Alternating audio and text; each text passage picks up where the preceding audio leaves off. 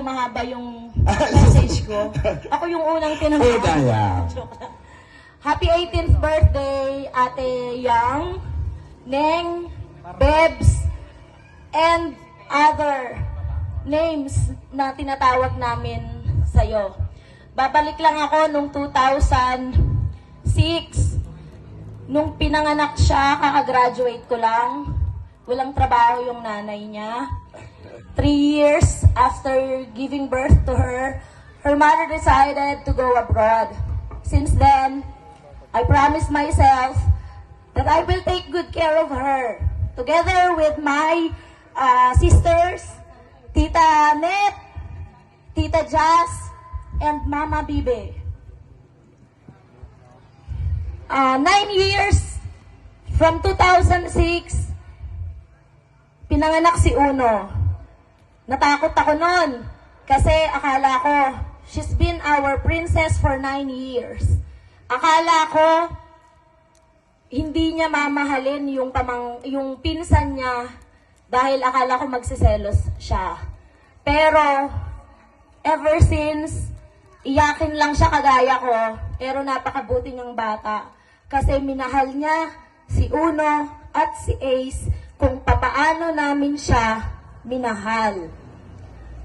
Nagbibiroan kaming magkakapatid. Ang sabi namin sa aming mga sarili, kami ay ang kanyang mga titang ina. Siya ay ating ina ni Ace at ni Uno. So napakabuti niyang bata dahil nagsilbi siyang ate na nanay nung dalawang baby cousins niya. Apay tagsangit ta. Okay.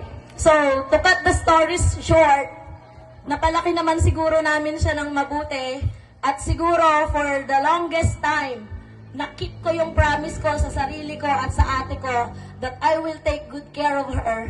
Kasi we are here celebrating her 18th birthday. Neng, sabi nila, pag 18, pwede mo nang gawin lahat ng gusto mo. Well, wala naman akong magagawa kasi ako nga, ginawa ko din lahat ng gusto ko. But, yung gusto mo, may kaakibat na responsibilidad. Do it, not just because you are allowed to do it, but you are responsible for doing it. Anumang desisyon mo, yung kaya mong panindigan. Mamaya, sasabihin ni Kagawad ka sa bar na wag mo daw akong gayahin. Oh, inunahan na kita. Decision mo yon.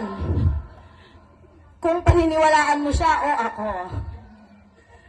Ayun, so nagbibiro lang naman ako, but seriously speaking, Neng, sa lahat ng gusto mo sa buhay mo, ang mga tita mo ay laging nakasuporta together with your mama who is watching live right now sa Facebook. Na mahal ka kasi kahit anong kontra ko nabigyan ka ng simpleng dibo lang, nag-work hard siya para maibigay yung best na para sa'yo. Sana kung papaano namin ginusto na ibigay ang best na buhay, experience at lahat-lahat sa'yo, mas mag-aspire ka ng best para sa sarili mo. Yun lamang, and ang tita ay lagi lang stage tita. Wow. I love you, Neng. Happy 18th birthday. Thank you, Ma'am Joanne. Our next treasure is no